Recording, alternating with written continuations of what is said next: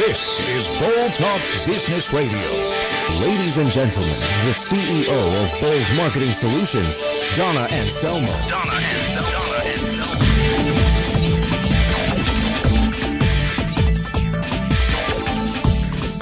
This is Donna Anselmo at Bold Talk Business Radio and our maiden voyage on TNR, that's TalkNetworkRadio.com, where Jeff Heiser, who is a really nice person, I think maybe a really, really nice person, has made it possible for us to be broadcasting here today and getting out across the internet with our business success and space talk segments. Today, we're going to be talking space talk with our special space journalist, Jason Ryan, who is our correspondent today. We've got Pete Anselmo in the studio with us as co-host, as usual. And I just want to give you a little bit of an insight to what Bold Talk Business Radio is and has been about. We're a show that developed to bring insight, strategies, tips, and tools for success to business professionals, to job seekers, to business owners and business leaders. And we bring guest experts onto the show every week to share their insight and share their expertise with our listeners. We broadcast from the Space Coast of Florida, and we are thrilled to be able to be engaged with people who love space as an industry and who are so excited about what space flight and space exploration means for humanity and even means for the economy and for the nation and for national pride and for all those good things. And Jason Ryan, who is our special correspondent today, is the founding editor of Spaceflight Insider, which is an amazing online journal about everything you can think of that's happening in the space world. Pete Anselmo, who's with us today, is going to lead our discussion today on Space Talk along with Jason Ryan. And we're going to be bringing you in future weeks other space experts, and Jason is going to be co-hosting with us in the future. So thanks for being with us. Normally we're talking... we're watching launches and observing and commenting on launches. But today, we're launching Space Talk Radio, and it's my great pleasure to have with us Jason Ryan from SpaceflightInsider.com. And today we'll be talking about space, and we're going to review for our listeners some of the upcoming launches, some of the current events that are happening in the aerospace industry, and try to cover a lot of ground in a limited time. So, Jason, are you there? Are you ready to launch here today? Ooh, you're going to use rocket puns. Okay, yeah, I guess. We're down with puns. Candle. Yeah, let's light this candle. What you got for me? Well, what I was wondering about is... are some of the upcoming launches that are happening. Can you give us a little overview? I know there's one coming up, I believe it's Thursday morning, Friday a.m., and then another early in September. Yeah, a.m. I'm glad you said that. That would be the launch of the Air Force Space 6 mission, GSSAP, the launch from atop a United Launch Alliance Delta IV Medium Plus 4-2 rocket from Cape Canaveral Air Force Station's Space Launch Complex 37 in Florida. And it'll be exactly the opening of the AM, and yes, folks, that means at midnight, and United Launch Alliance will essentially have about 4 hours to get the rocket off the pad and into the very dark and early skies above the Space Coast. Now, there's not a lot of information on this mission. We know that it's two geosynchronous space situational awareness program satellites, and they'll basically be used to seek out threats across the globe, both physical threats and probably, as we're starting to see like situations in Turkey and elsewhere, potential political ones. So surveillance satellites, essentially. Now, this version of the Delta IV Medium has a 4-meter fairing, and it is powered by two orbital ATK GEM 60 solid rocket motors that are attached to the first stage of the rocket. The Delta IV is not flown quite as much as the Atlas or the Falcon 9, but it is a regular customer at Cape Canaveral. Very good. And then we have the orbital ATK launch that's coming up in September. I think that's really the more interesting of the launches. Just as a question that I had, it listed as the Mid-Atlantic Regional Spaceport. Yes, that is correct. And what is that? Well, that's a great question. That's a pretty exciting mission for lots of space enthusiasts who are very much following the NASA's new commercial addiction. Orbital ATK and SpaceX are they both keep contracts under NASA to fly uncrewed cargo missions to the International Space Station. Now, Orbital ATK uses their Antares rocket out of Wallops Flight Facility, basically for Virginia Space's Mid-Atlantic Regional Spaceport, Pad OA, to launch Antares. And Antares, of course, carries Cygnus.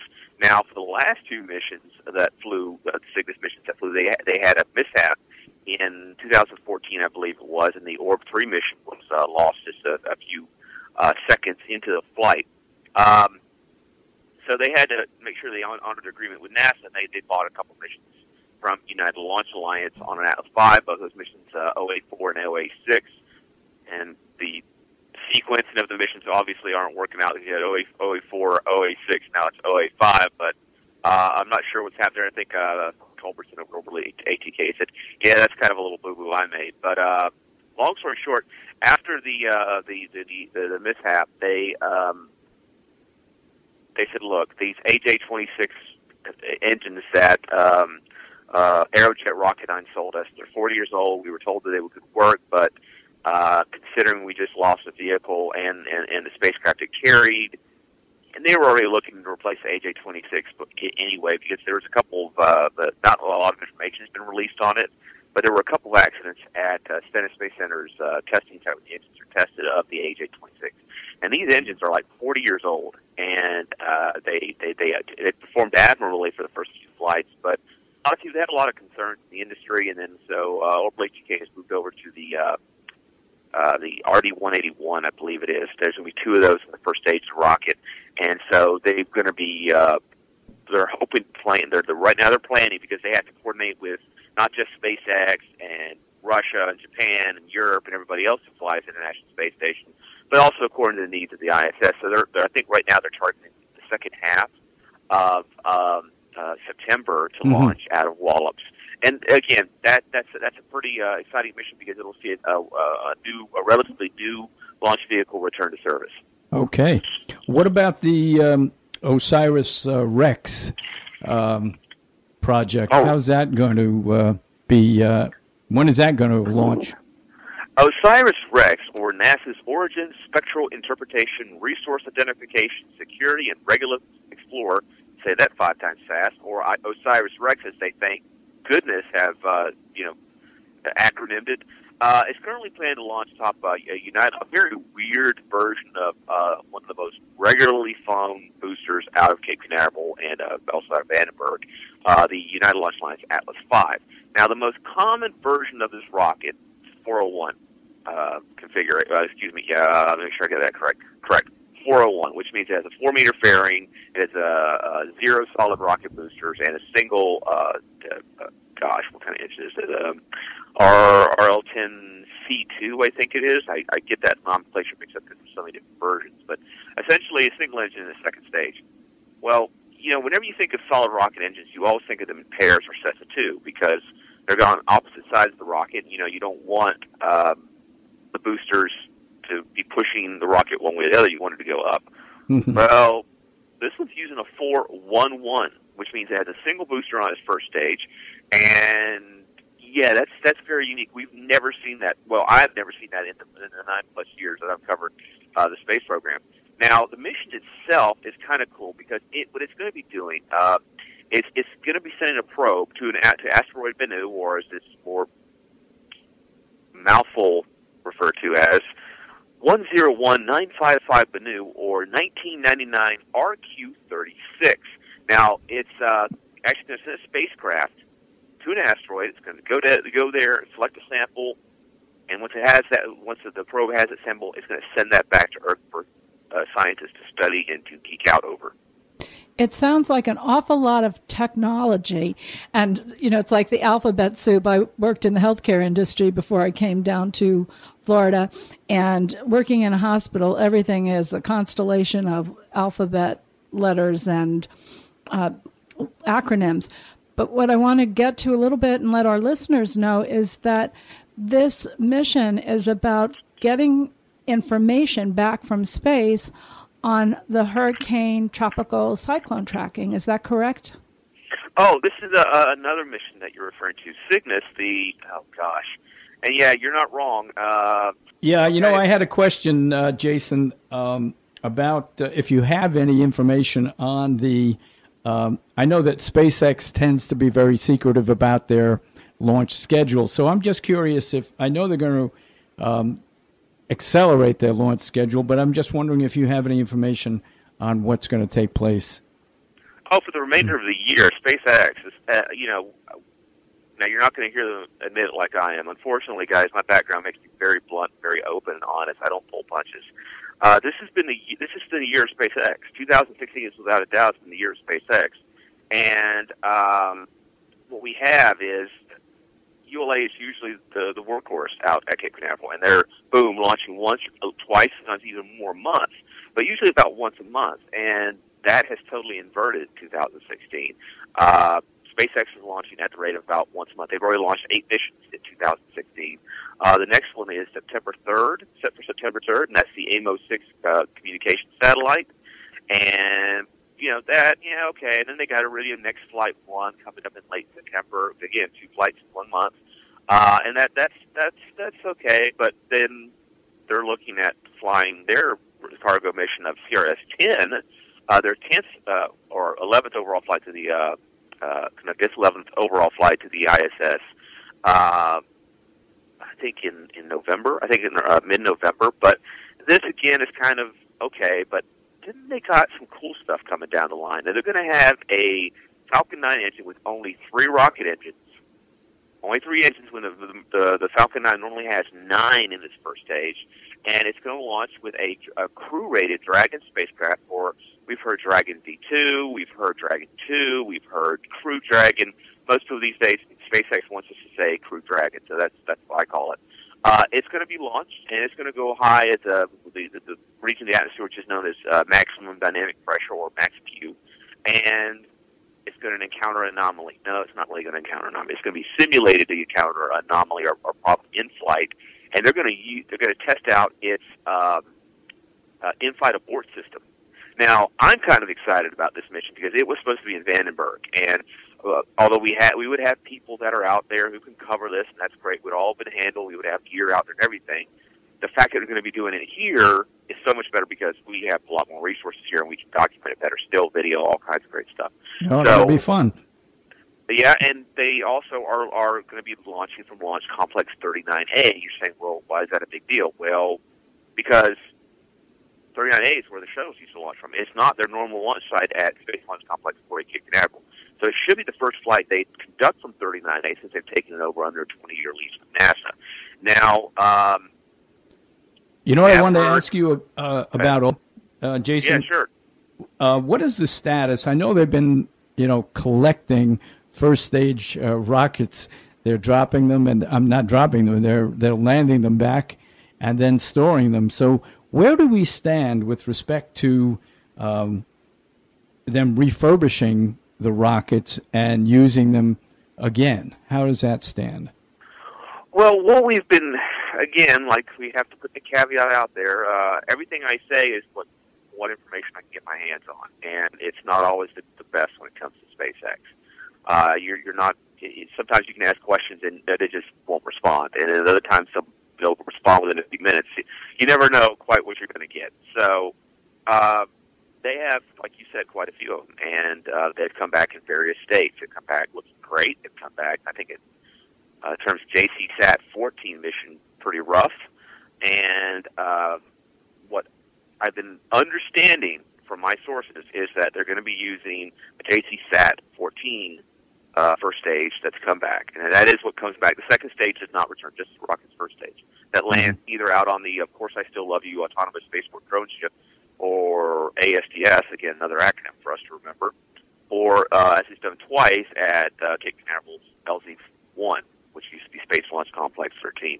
And what they do is they go back, they've already tested out one of the engines, one of those stages at McGregor, and it's our understanding that they could refly a first stage as soon as like next month or sometime this fall. That's what we're hearing. Oh, that's excellent. That should be interesting. I had also some other questions I wanted to ask you, and it's really about what's happening with respect to the legalities of getting the back from outer space. In other words, who owns the material, and what is the situation with respect to regulation of materials in outer space? I read where Moon Express recently got regulatory approval to land and bring us back. How does the legality, where does that stand? Yeah, Pete, you'd think that once you go into outer space, there's no atmosphere, it's filled with radiation, it's very harsh. You think you'd be able to escape the lawyers, wouldn't you? Nope. You can't kill a lawyer with no gravity, no oxygen, and even hard radiation. Even in space, you got to fight off the lawyers there too. And this stretches back to 1967 when the Outer Space Treaty was signed under with the United Nations. Now, in terms of Moon Express, they want to land on the moon, and that's under the Google Lunar X Prize that they're competing under. And again, I'm never really great with numbers, but I think that's if they can perform all the things that requirements are done under the GLXP Google Prize, that they'll get like $30 million. Right. Now, for them, that's kind of been eased up a little bit last year by President Obama when he signed I forget what the official title of the thing was, but essentially, actually, I see it right now. I believe it's the Commercial Space Launch Act. I could be mistaken on this, but essentially, if a company goes to, say, the moon, they have to ask permission first, and who's not going to say no? Who's going to tell you no? I mean, so essentially, they're going to try to land on the moon. They land their MX-1E spacecraft there, and win the Google Lunar X Prize. But they're not alone in this. There's a lot of companies that have been working to basically open space up for business purposes. Again, with numbers, I'm not that great, but I know for a fact that some of the asteroids that we see these pictures of these lifeless rocks in space. One of them is worth the entire gross domestic product of the entire Earth. And no, I'm not exaggerating. That's because of the minerals these things are made out of. They're nickel, they're aluminum. No, not aluminum. They're various forms of metals and minerals and resources that we can use. The moon, and this is something that is very contentious, but I kind of lean toward as being a possible resource, doesn't have the atmosphere that Earth does, and is bombarded since its formation by the sun. Now, what does this mean? Well, it's covered in this material called helium-3, a heavier form of the more common helium that we're all aware of that makes our voice go squeaky. And it's thought that this material could serve as a source of fusion energy, along with heavy hydrogen. Now, if that's the case, basically it could solve all of our energy issues. A lot of our energy issues. In fact, there was a movie called Moon. You can look it up. It stars Sam Rockwell, and he's basically a guy stuck on the moon, and they have all these robotic rovers that are going around and mining helium-3 from the moon. But these concepts are pretty much, understood. We know how to get to these bodies, and President Obama basically signed a law statement that says, look, if you go to these bodies, you collect these resources, they belong to the people who go and get them. So, and I have no problem with that at all. I think we went to space in the first place because we were scared of the Soviet Union, but I don't think we're quite in the Star Trek frame of mind. We're all noble, we want to explore the final frontier and talk about the Prime Directive and how intelligent we are. I think we as a people, and I say that in the most general sense, have to have very primal, basic needs to do things. And space really hasn't had many of those after we went to the moon.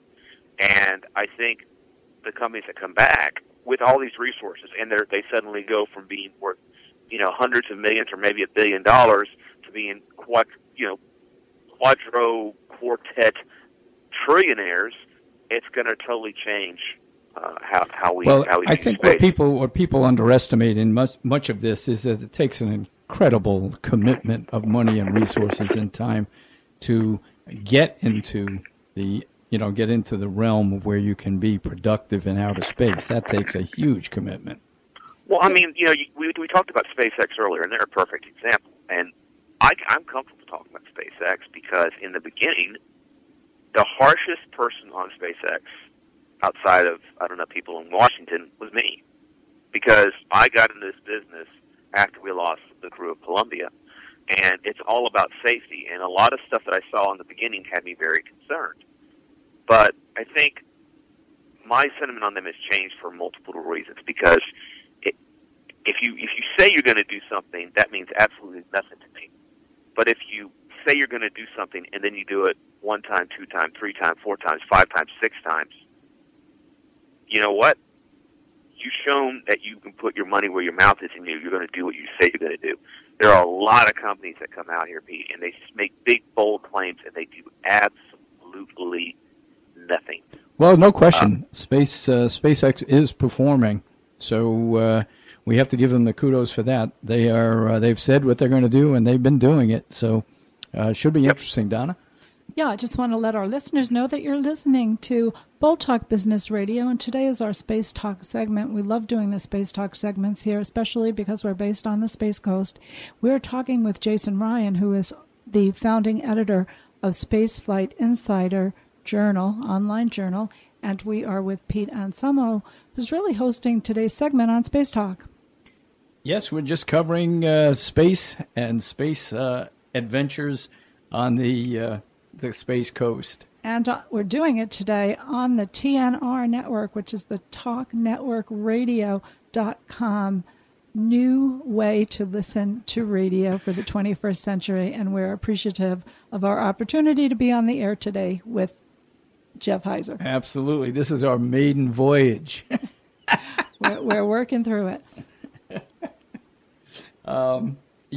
Jason, one of the other areas that I thought we would talk about a little bit is the next step 2, which is NASA has given out, issued to a number of companies, 6 companies to be exact, to develop deep space prototypes for their habitats. And we're hoping that from that then leads to a probe that will go on the SLS and be used in the Adventures to Mars. The Adventures to Mars. How long have we been hearing that we're going to go to Mars? And, the thing with that is we hear about NASA's journey to Mars. And that's kind of their branded Mars mission. I think that NASA's realizing that they actually have to have that branded mission because we've not really had any. NASA really doesn't have a directive to do what it's working to do, but it's kind of been told go ahead and do it. So, what does that mean? Well, we have SLS, this massive new rocket that the space agency is hoping to launch on Exploration Mission 1 late in 2018, I think it is, and Orion, which has already flown one test flight in December of 2014, Exploration Flight Test 1, and I was there for that. That was pretty impressive. But what a lot of people don't seem to understand is that they say, behold, America, there's your spacecraft that's going to take you to Mars. And it's the Orion, and that is 195% totally, completely wrong. Orion is the spacecraft that is going to be getting the astronauts from the ground on Earth to a spaceship that is going to go to Mars. And then Orion is the spacecraft that's going to take that whenever they come back from low Earth orbit or in Earth orbit back to Earth. Now, there's a lot of in between there. Yeah, where do these habitats? Where do they fit in? I'm glad you asked that. That's where I was getting at. That the habitats are going to be used essentially from low Earth orbit all the way to Mars. And as you mentioned, the Bigelow Expandable, I forget what the activity. Yeah, thank you, module. That's already on the ISS. They've expanded it. It worked. They had a hiccup with first time they've ever tested space on the ISS. So, of course, they had a couple of little hiccups when it first started. But essentially, yeah, they got it to work. And a lot of people were looking at this and saying, okay, now they're working on, NASA spent a lot of time getting the materials to get all the stuff out of Earth's gravity well into orbit. And now they're looking at, okay, how do we get to Mars? And they're looking at these expandable and other types of habitats that, like Bigelow, Boeing, Lockheed Martin, Orbital ATK, Sierra Nevada Corporation, and another probably lesser-known company called NanoRax that I've had some good dealings with. This is good, really hard-working people over there. And they're going to be developing these prototypes. Now, you think about it, it's a 6-month journey to Mars. We're estimating under current technologies, unless we develop warp drive, it's going to be 6 months. And there's a lot of stuff we have to figure out along the way to get people there. Now, once they get onto Mars, they got to have a place to stay. You don't have the Hilton at Syria Planum. There's not a Holiday Inn there? Yeah, there's no Motel 8, I mean, you got to have a place to stay, and so they're going to be needing that as well. Now, once they get to Mars, they're going to need material to go from Martian orbit down to Earth and carry these HABs there, too. So essentially, the HABs, we tend to focus on the spacecraft. We're used to Star Trek and the Millennium Falcon from Star Wars, but when it comes to that, we're light years away, no pun intended, but I know we like puns here. So we need to have systems in place that can keep the crew alive and healthy on that long journey to Mars, and that's what these HABs are there for. They could be used for future space stations, or they could be put on the moon, or gosh, they can be used for so many other different purposes. It's just it boggles the mind because there are so many destinations on Earth.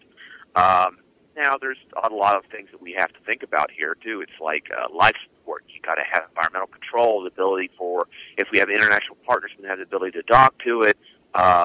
Radiation mitigation, which is a big concern. Fire, safety. After that fire they had on Fear back in the 90s, big concern.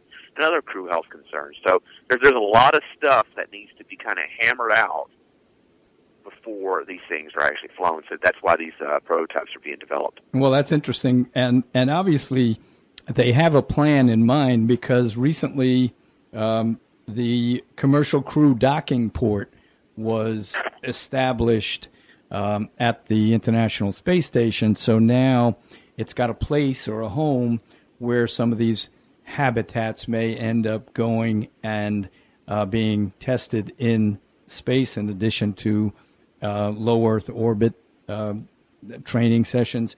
I know that Bigelow will be using their beam in low Earth orbit, and I think they're thinking about doing additional launches for other countries around the world to use their activity module to have astronauts from around the world to come and work in space. Yeah, but essentially what we got going on there is you're almost talking about two different things. The International Docking Adapter, the first one launched on CRS-7 back in, I think, mid-2015, June 2015.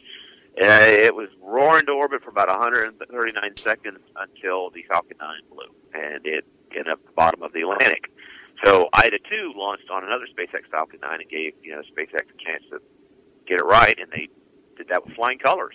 And essentially, one of the things I think gets glossed over in terms of the ISS is there are 16 different member nations, and at least 4 different countries or country groups, the U.S., Europe, Japan, and Russia, have launched spacecraft to it. But they got to have a universal type of adapting array to be able to all these spacecraft to differently, meet with different ports on the station.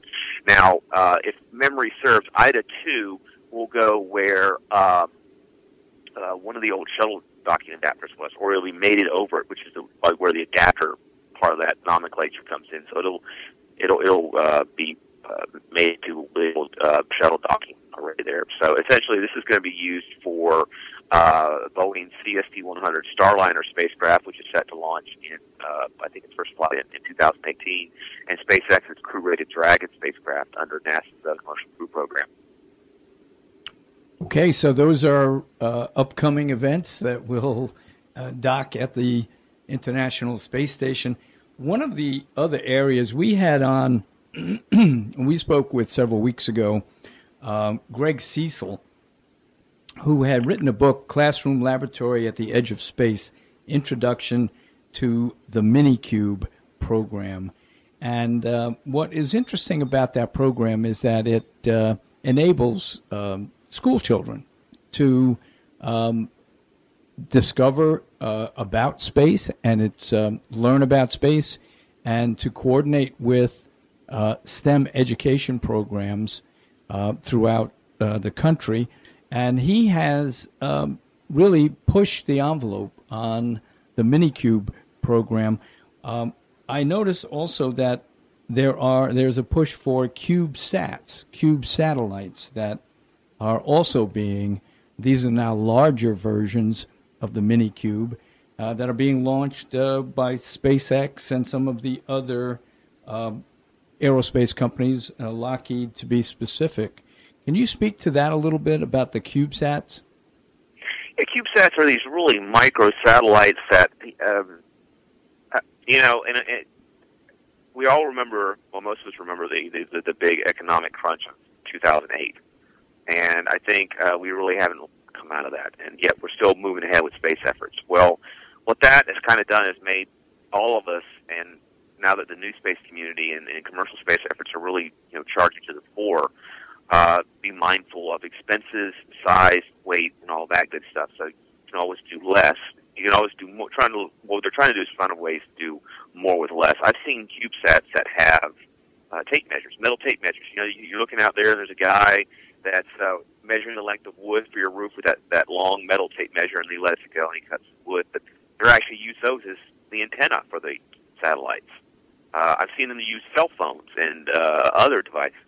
Now, Lockheed Martin isn't going to be doing that, but they are, of course, also involved in what is called, I think they're going to launch 6. It's 6U Skyfire CubeSats, and that's going to fly, again, Exploration Mission 1 will be the first flight of the NASA Space Launch System, which is going to be used for the journey to Mars in 2018, and Orion spacecraft. Well, space these days, it's almost like the Indian on the plains where they've just taken down a buffalo. No part of that buffalo doesn't get used. But almost no part. I'm sure there are a couple. But they used everything. They had to. And they were wise. They were very frugal with the resources they had. That's kind of what space is becoming. So they're launching this huge rocket, and they're going to launch Orion around an orbit around the moon. It's circular lunar. I always get that word. I have a hard time with that word, but essentially that's great. But you still got a lot of delta VLS thrust that's left over, and how do you use that? You just let it go to waste? No. So Lockheed Martin signed a contract with NASA to launch and deploy these Skyfire CubeSats during this mission. There's a lot of these little satellites that are being launched, and they're usually in low Earth orbit. But in this case, it won't be. They're, from what I understand, they're going to be in lunar orbit, and pretty exciting there. There are some concerns when it comes to CubeSats. As you know, there's been growing concern about the amount of things in space. We tend to think of space as vast, and there's just no way you could ever run into anything out there, and that's totally incorrect. We've actually had an event just the past few months where a spacecraft was involved with an impact, what was called a debris causing impact, or a debris event.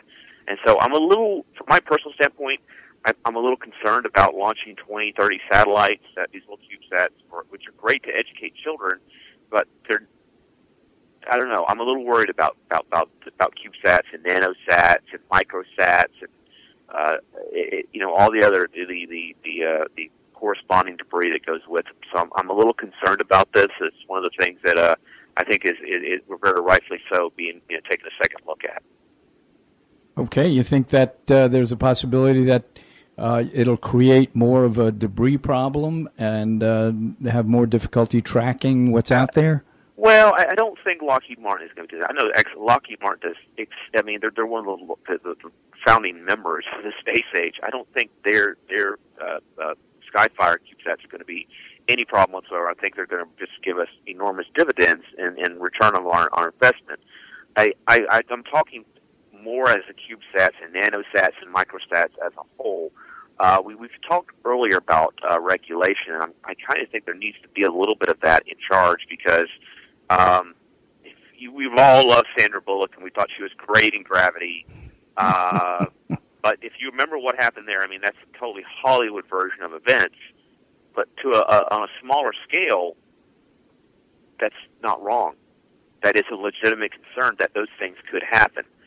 And essentially, all these the astronauts on the ISS, the missions to Mars, the Hubble Space Telescope, all this great went on about Hubble, but essentially, it puts all of that in jeopardy. The space age could come to an end if there's this 25,000 mile per hour, and I'm exaggerating probably a bit there,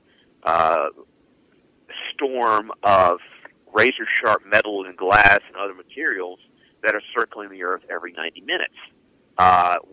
It's something we need, that it needs to come from one of those deep-seated, back-burner kind of concerns more to the forefront whenever we conduct launch. So I don't really have a problem with training students and doing other projects like Skyfire.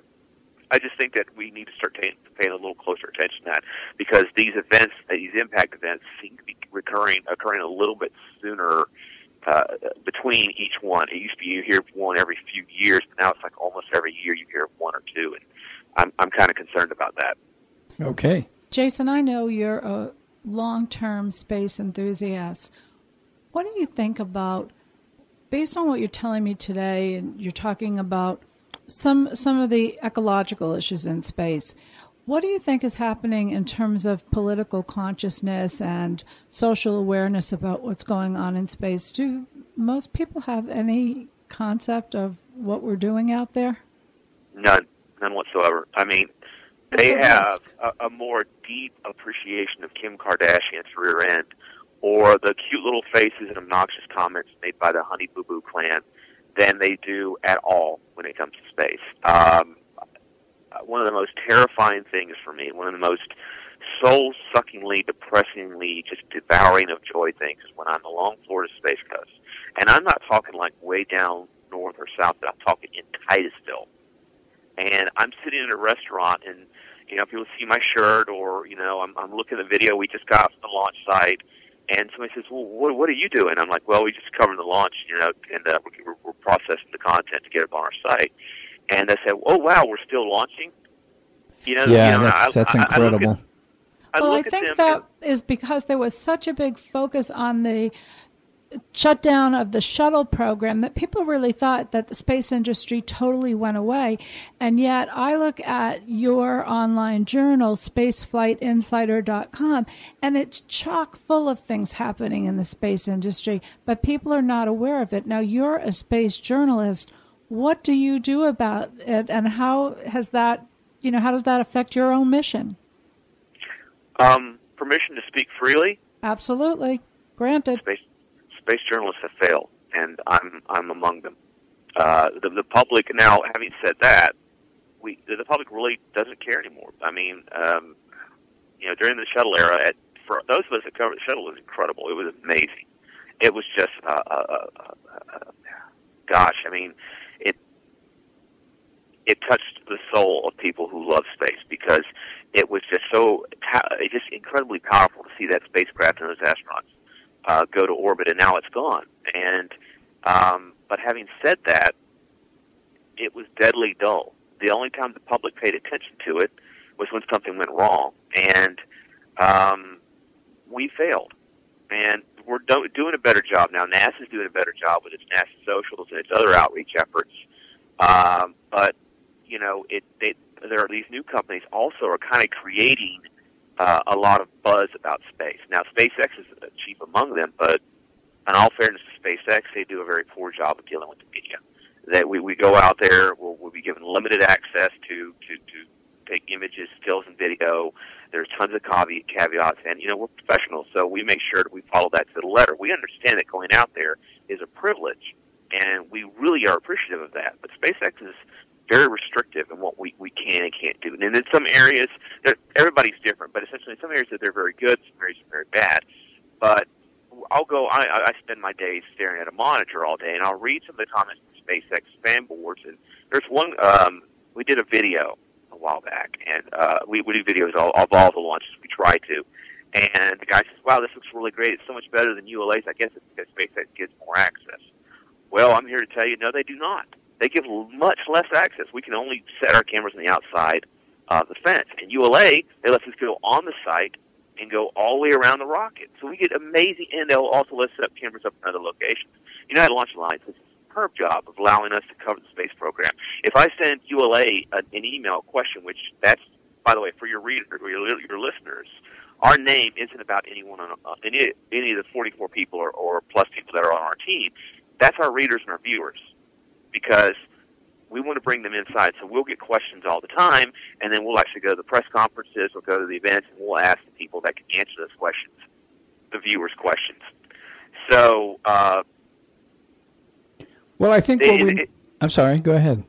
Oh, I apologize. What I was going to say there is, I read the people's questions about SpaceX, and there are some people that are very much knowledgeable, but a majority of the people just see the rocket go up, and it's exciting because they're landing and they're doing something that no one's done in the roughly 60 years of the space program or space age, and they don't understand it.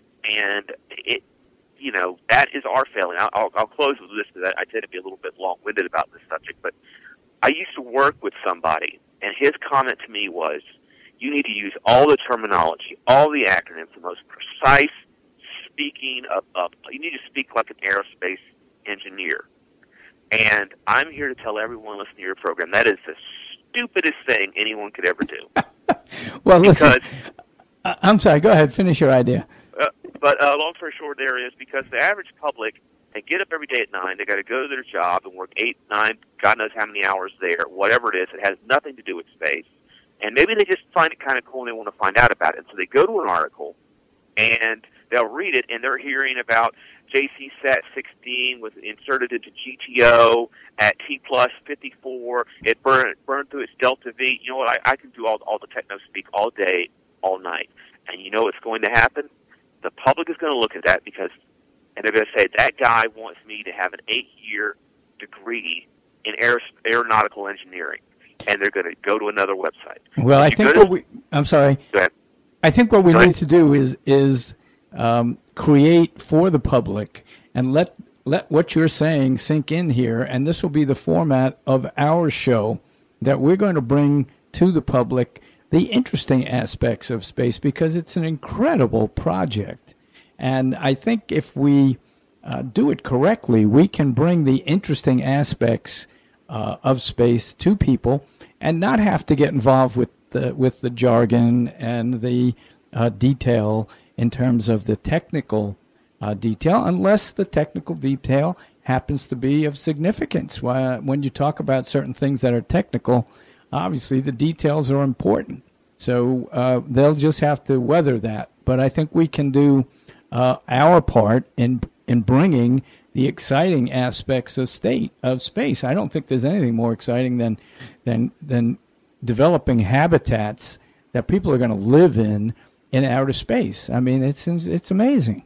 It's amazing, but it also, as I was listening to your News and Views, Jason Ryan, on our Space Talk segment on Bold Talk Business Radio today, and listening to Pete Anselmo's commentary as well, my mind wandered to Maslow's hierarchy of needs as we're talking about what's happening and why people don't have an awareness of this. And if you remember the psychological constructs of that hierarchy, it was simple psychology, that people are going to need to address their basic needs first. And you alluded to that earlier. And then their psychological needs, and then their self-fulfillment needs.